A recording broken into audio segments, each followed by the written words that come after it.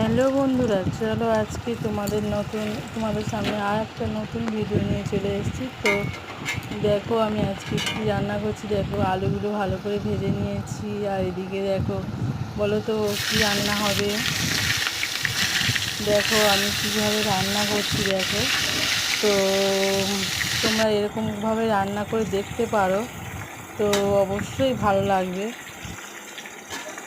তোমরা দেখো রান্নাটা আমি কেমন করেছি, কষানোটা কেমন হয়েছে শুধু বলবে।